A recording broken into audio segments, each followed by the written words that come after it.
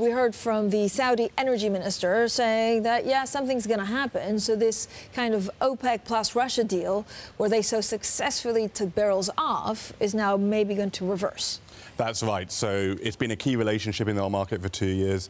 They're the world's two largest exporters. Khalid al-Faleh, the Saudi minister, is in Moscow today to talk to his Russian counterpart and watch the first game of the World Cup. And they've agreed that there needs to be more barrels in the market. There was some, we think, tension between them about how fast those barrels should come back and how many.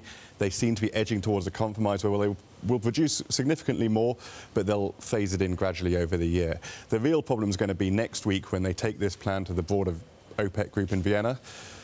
There's a body of members, principally Iran, Venezuela, and Iraq, who are dead set against any increase and are upset about US pressure on OPEC to help the oil market out because of US sanctions on Iran. Right, so how ugly is, or how acrimonious is this OPEC meeting going to be? It's looking pretty difficult, actually. I mean, the Iranians, we spoke with the Iranian OPEC governor yesterday, one of the most senior officials in their delegation, and he said quite clearly, America is trying to meddle in our sovereign affairs.